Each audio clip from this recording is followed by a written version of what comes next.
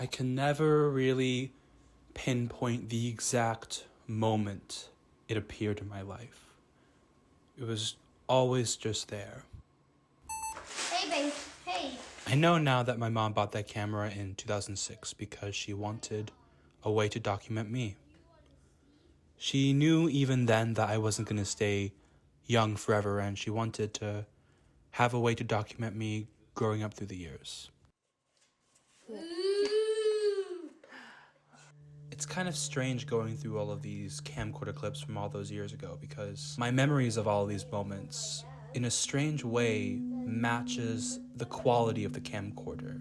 Hazy, blurry, imperfect. Then again, I've seen these clips so many times at this point that the images start to become the memories. This is me, in the here and now, the day I record this voiceover.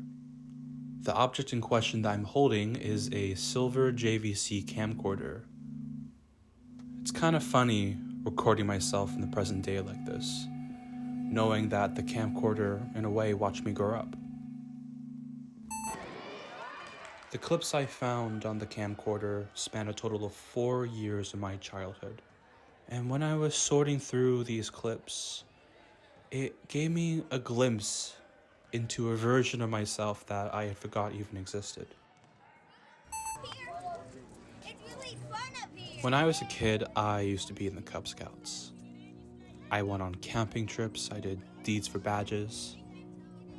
I was in the annual Pittsburgh Christmas Parade representing my troop. I left the Cub Scouts when I was 9 years old because the year after that, I would have to transition to being a Boy Scout, and I simply wasn't interested in enough to do that. When you're a kid, the possibilities of life seem endless. You can wake up one day wanting to be an astronaut, the next day wanting to be a spy. Looking through all this footage of me as a Cub Scout makes me wonder what path I would have chosen for myself if I had stayed in the Cub Scouts. Maybe I would have gone on to be an Eagle Scout and join the military, become a fighter pilot. It's funny how infinite all the possible paths in life seemed to me when I was young.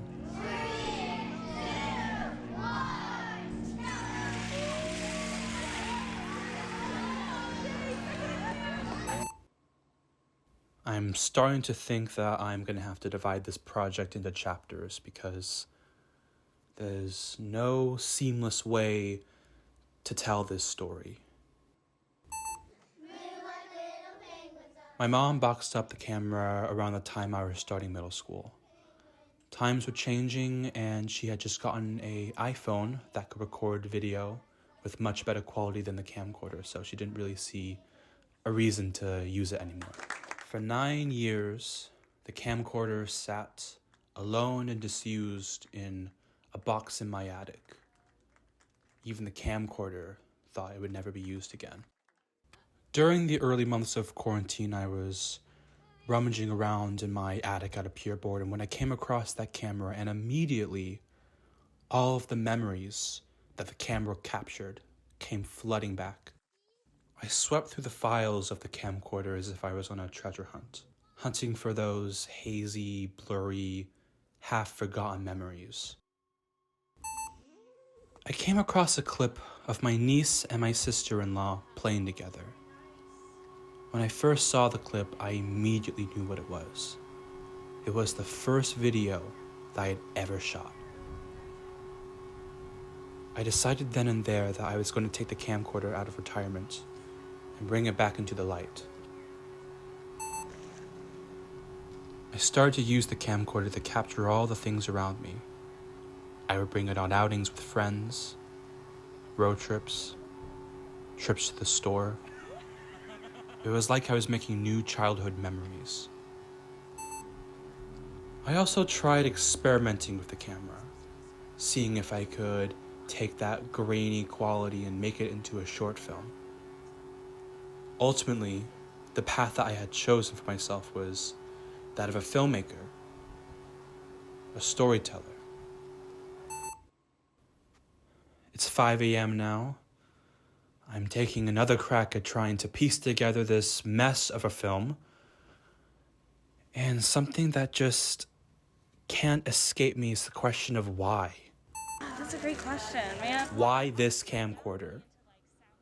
Why do I choose to document the things around me with this camcorder when I could do it with an iPhone, I could do it with my DSLR? Why do I choose to use this camcorder? What's your name again? Jane Ferry. Jane. My name's Ben.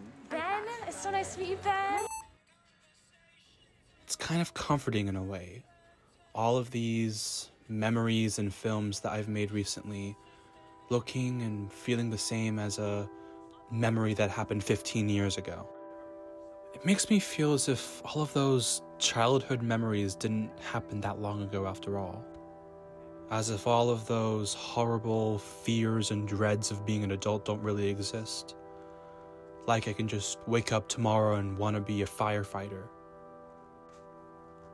Looking back over all this footage that I've shot over the past 2 years, makes me feel as if there's a hidden longing there. A deep-seated wish to return to that time where nothing really seemed to matter, where there wasn't really a future, just the here and now. It's like standing on the precipice of that point in my life.